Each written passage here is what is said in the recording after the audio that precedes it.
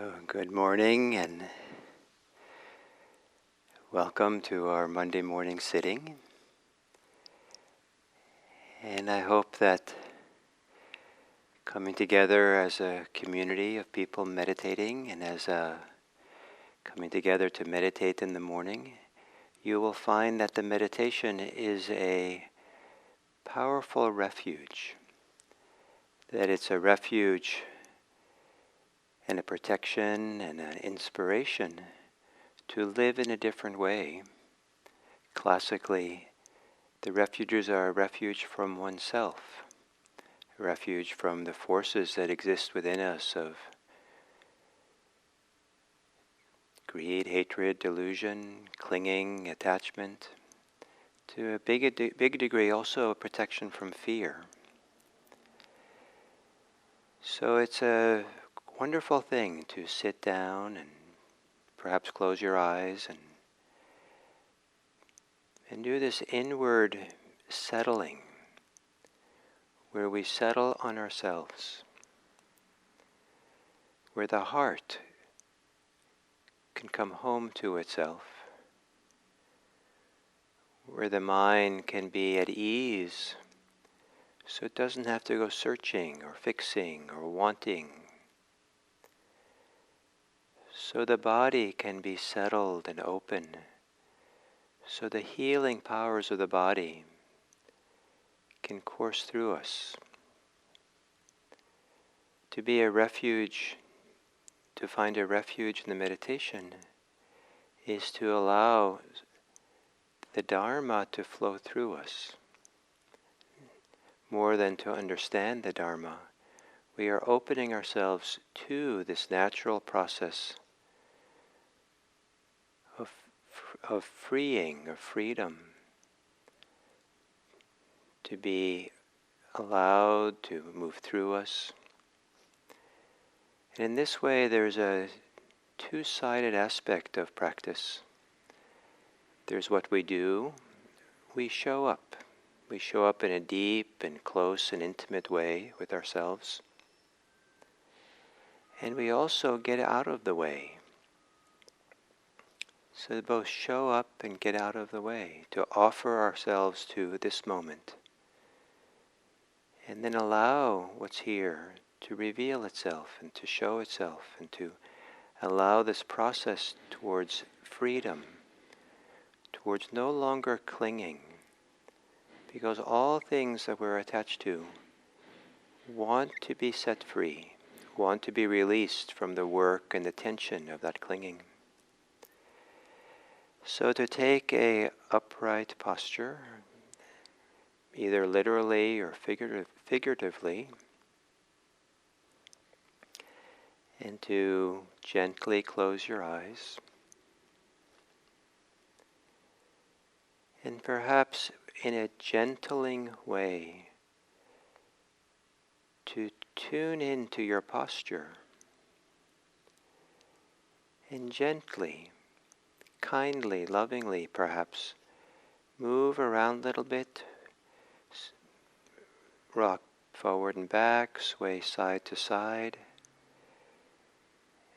and see if you can come to center, come to a posture and a way of being that is upright, balanced, and open.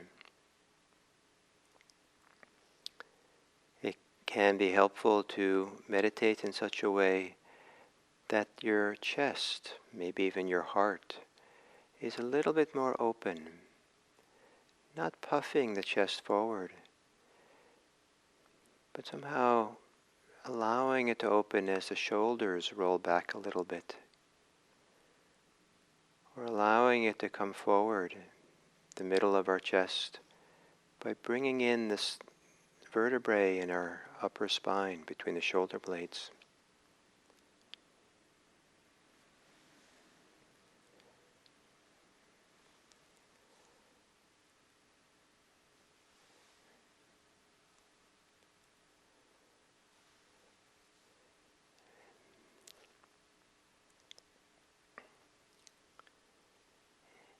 And And then to continue this showing up for yourself here, not as a way of condemning anything or seeing anything as a problem, but as a way of showing up, waking up to the lived experience here.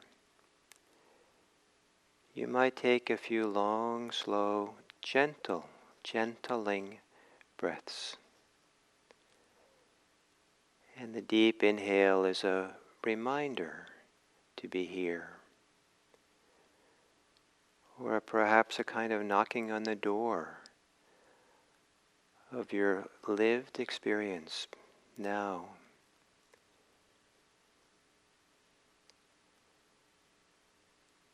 Maybe the deep breaths is a way of requesting, inviting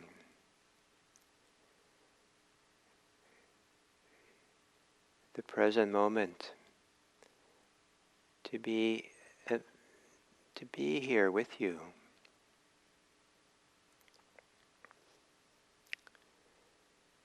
And then letting your breathing return to normal.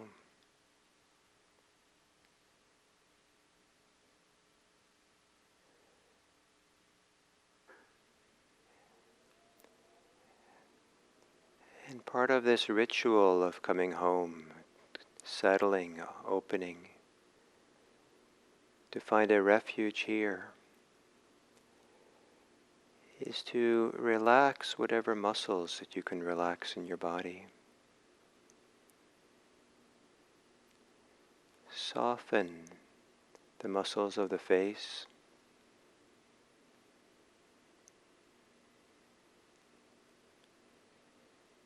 Perhaps you can release the muscles of the shoulders. And that release can spread down into the arms, all the way down to the hands.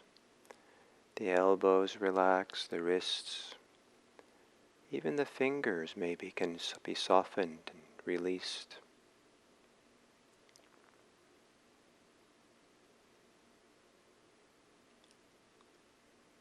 Perhaps there can be a relaxing of the rib cage. Maybe at the end of the exhale, gently, the rib cage can be softened a bit.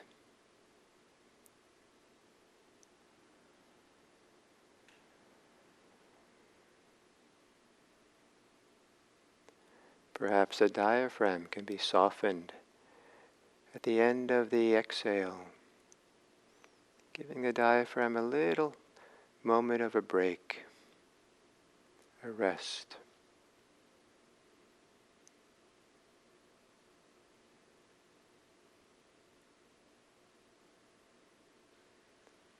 Softening the belly, letting the belly hang forward, and maybe hang forward and down. Maybe the whole area of the abdomen can settle to the pull of gravity into the pelvic cavity.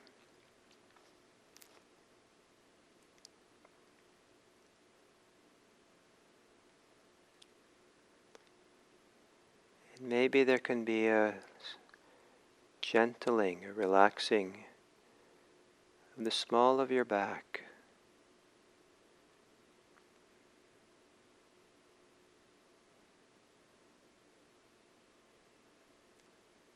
The grip of holding that might be there.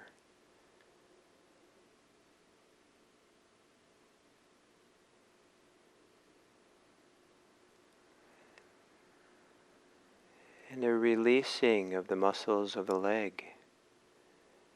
The legs, the thighs, around the knees, the lower legs, and all the way down to the feet.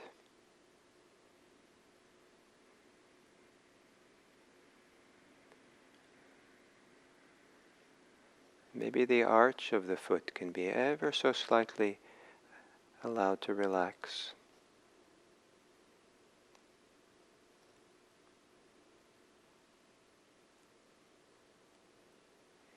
And the final relaxation might be to feel the body as a whole and notice if there's any global way in which you're bracing yourself, holding yourself, pulling back. Perhaps the whole body can be released a bit.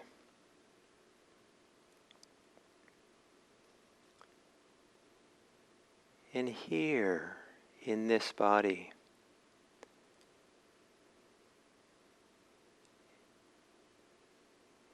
you'll find the place of refuge.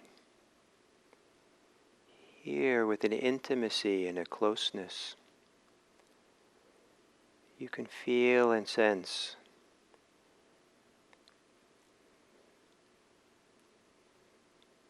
the possibility of not clinging, not living in wants, aversions, not being caught up in your thoughts, but rather settling into a natural sensitivity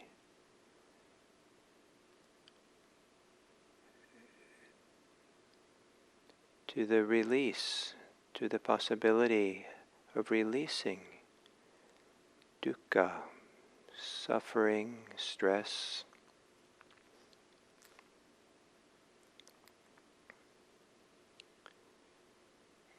And then tuning into your breathing, becoming attuned to your breathing.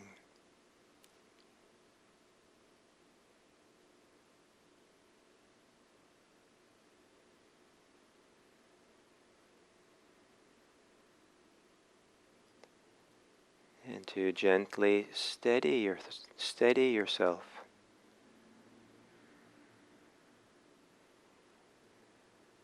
on the body's experience of breathing. Steady the mind.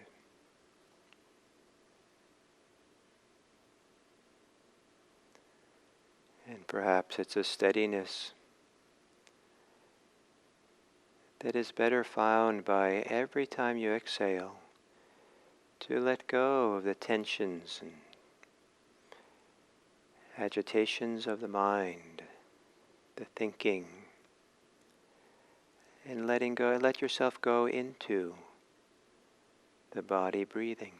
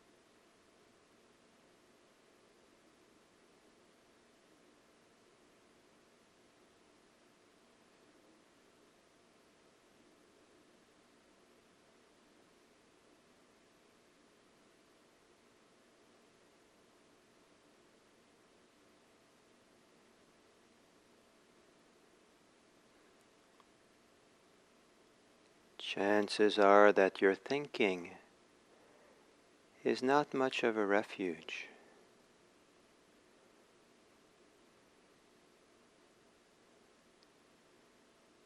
The refuge is found in something placed deeper, a deeper source within than the place where you do your thinking.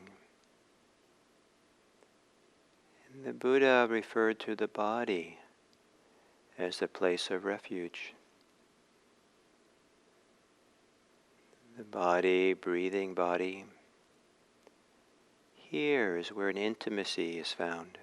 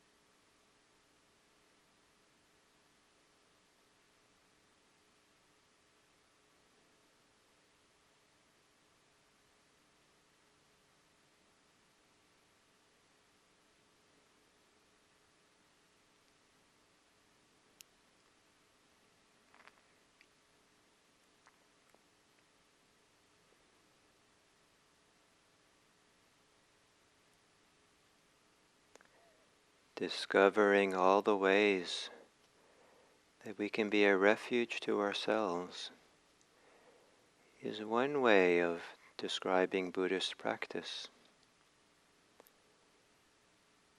And one of the ways is to have refuge in being mindful, finding refuge in being settled on oneself. And in that settledness, have a greater awareness and greater choice about how to act. In that settledness, to have more wisdom about how to act.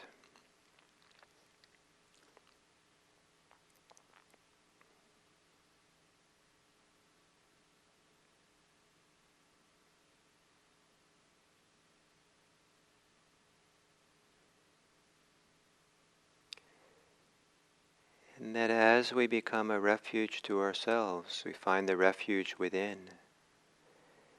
It also gives us the opportunity to be a refuge for others.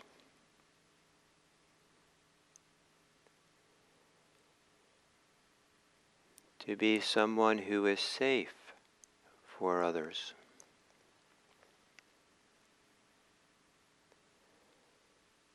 To be someone who is ready to support others.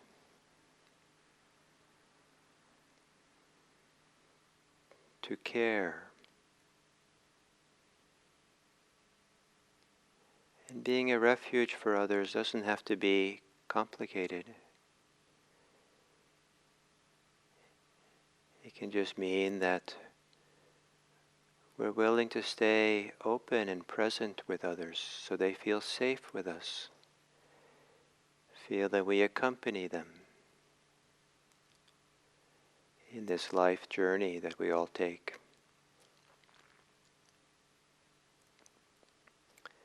May it be that as we end this meditation, that we aspire to be a refuge for others. Aspire that as we become free, we offer ourselves as someone who allows others to be free. As we become more peaceful, we allow our peace to be shared with others.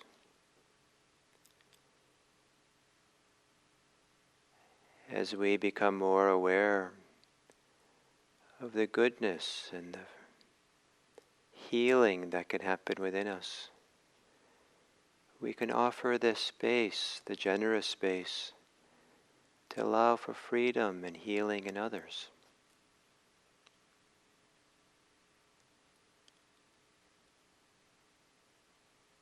As we recognize the goodness and the beauty that lives in our hearts,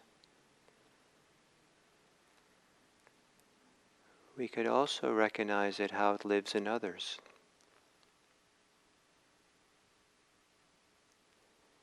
May it be that the practice we do this morning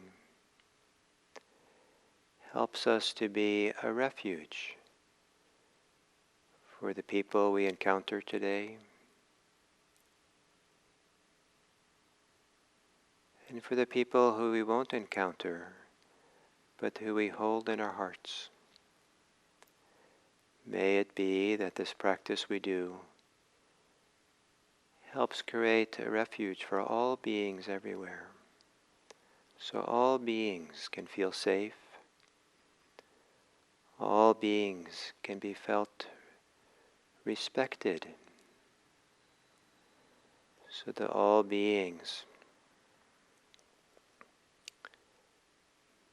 can feel that there's people who care and value them. May all beings be happy. May all beings be peaceful. May all beings be free.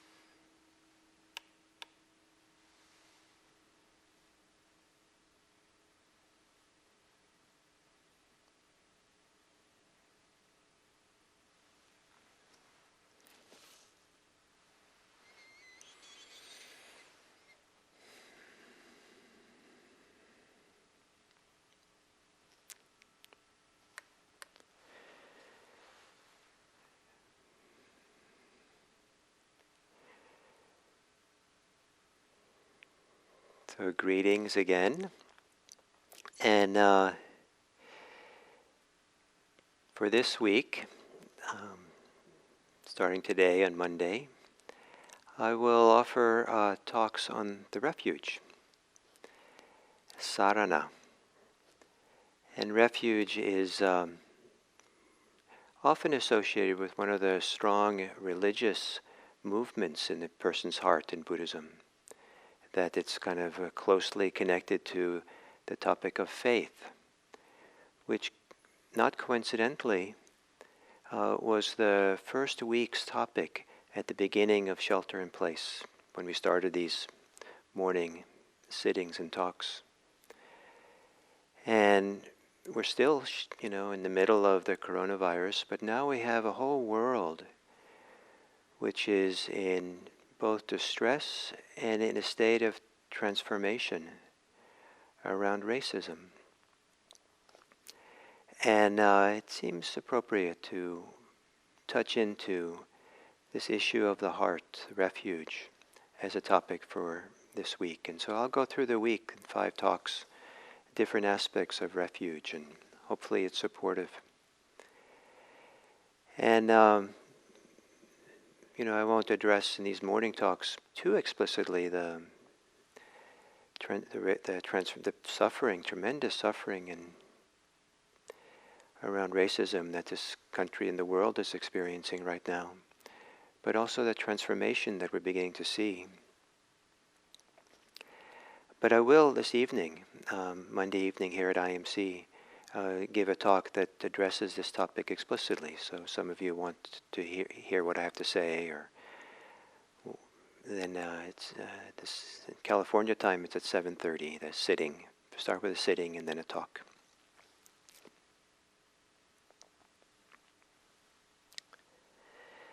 So Buddhists trace their practice, their religious life, the mindfulness practice, meditation, back to a man in ancient India named Gautama Buddha, who lived in the Bronze Age of ancient India. I kind of like the idea that it was the Bronze Age, just to kind of really, make us understand that this was a very different time and place than we have. And it's kind of remarkable what kind of arose, and this rich culture, rich civilization that arose in ancient India that not only kind of allowed the Buddha to emerge, but all kinds of wonderful religious teachers emerged in India around that time. And the way the story is told is the Buddha had teachers who taught him meditation, different aspects of meditation, but he found that what they had to teach didn't lead to the liberation that he hoped for, the liberation from suffering. It somehow left suffering still there, present for him. And so he went off to practice just on his own. And he did not have the support that many of us in the modern world have, or since then have had, in doing a practice. He did not have refuge in the Buddha, the Dharma, and the Sangha. He was Gautama, he was still not the Buddha before he was awakened, so there's no Buddha to take refuge in. He had no community of practitioners and disciples and monastics that he could be inspired by and take refuge in. And he hadn't discovered the Dharma yet. He hadn't discovered the teachings, the insights, the experiences, the transformation that is at the heart of what the Dharma is. And so in a sense, he had to make himself his own refuge. He had to rely on himself. And he actually said this very explicitly as he was dying, talking to his disciples who were there. He said, I have made a refuge of myself. I've made myself my own refuge, and now I'll be leaving. And this idea that he had made himself his own refuge, the word made, he didn't say that he had found a refuge inside. as if there's some essential inner quality that we all have, that's he tapped into and now he knew there was a refuge. But rather, he says he made it. Elsewhere he talks about that people have their actions as their refuge. And this idea here, both these ideas, is that the Dharma is not so much about discovering something, that's certainly part of it, but at the foundation of it is being something different, acting in a different way. And by acting differently, living differently, we create our own refuge. So most foundationally, this means that we live in an ethical way. That ethics, the way that ethics is described in Buddhism, the word sila, it's not virtue as an inner quality. It really has to do with conduct, that we behave actively in ways that avoid harming others in any kind of way. And so it's an action of avoiding harm, an action of bringing benefit to the world. To do that is to make a refuge of oneself. To practice, to engage in the spiritual practices of Buddhism, is a kind of action. Even when in certain meditation practices, the practice is to not do, just be. In a sense, don't have action. But, in a way, not doing is a doing as well. And it's a choice that we make. And this idea of choosing how we are and being in a way that's conducive, that allows for ourselves to be a refuge, is one of the movements of Buddhism. So this means that the focus here is that we are the refuge. And this idea that we are the refuge for ourselves was also explicit in the days before the Buddha died, where he was giving his last teachings to people, and he knew he was dying. He was a man of 80. He was sick, and so there was one Shunryu Suzuki Roshi, the founder of the San Francisco Zen Center, when he was dying of pancreatic cancer in 1971. He said to his students at the time, a Zen master teaches best when they're dying. Somehow that's when everything gets maybe, really focused on what's most important and most essential. So here the Buddha knew he was dying, the end of his life, and he gave his teachings around refuge that resonate, I think, are still very important for today. He said, dwell, abide, with yourself as an island, with yourself as a refuge, with no other refuge. So he says that's half the statement, but just want to pause.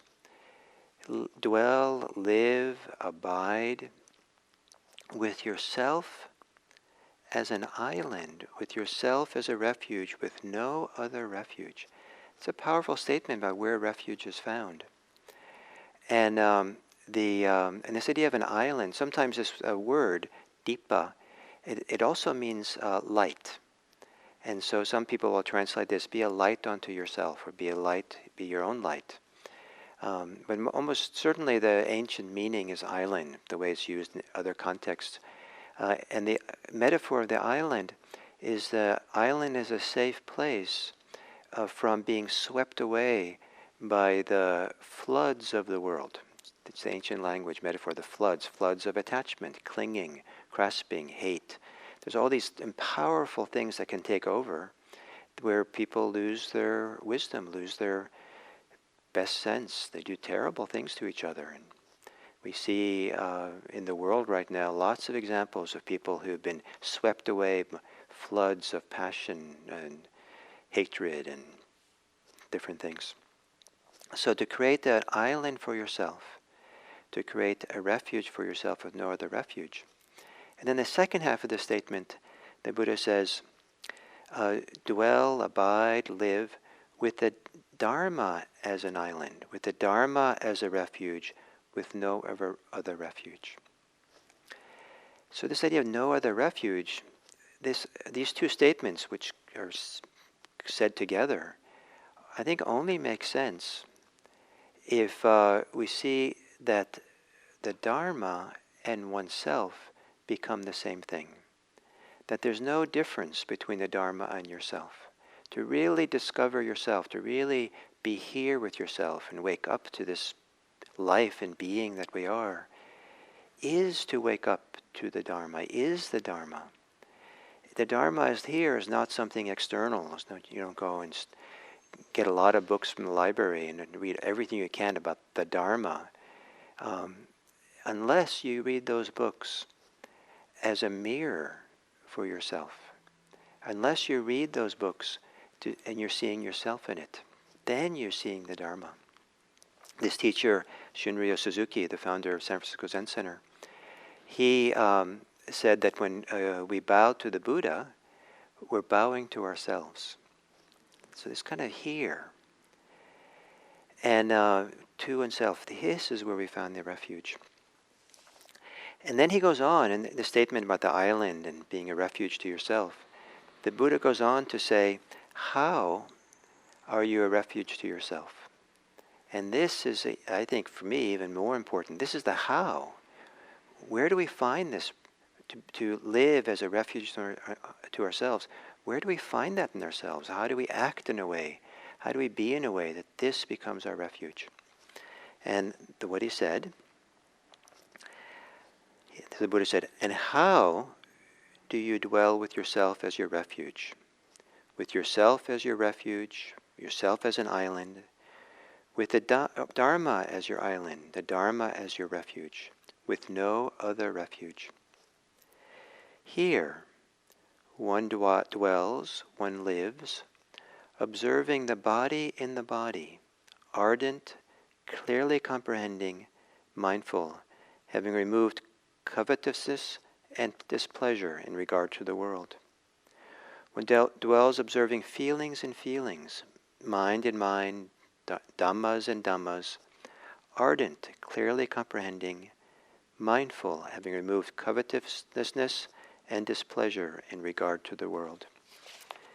That's a powerful statement, I think, that our capacity for awareness, our capacity to be attentive, to clearly see what's happening moment by moment here in this subjective experience of our body, this is how we discover refuge. This is how we're safe from the floods of the world. And the floods of the world are not really the floods out there. It's really the floods of greed, hatred, and delusion in here. That in some ways the refuges are both a protection from the outer world, but more profoundly and very significantly, and this is part of the big koan, the big question to discover for ourselves, the answer, that the refuge are primarily a refuge from ourselves, from tendencies we have inside that undermine us, that destroy us, that cause suffering and harm. And how is it that this inner refuge we discover from ourselves is also a refuge from being victimized by the world around us? What does that mean? That is it. That hopefully we'll look at as we go through this week. So two more things I'll say here. The Buddha said, I will teach you the refuge and the path leading to the refuge. And what is the refuge? The destruction of lust, passion, the destruction of hatred, the destruction of delusion. This is called the refuge. And what is the path leading to the refuge? Mindfulness directed to the body.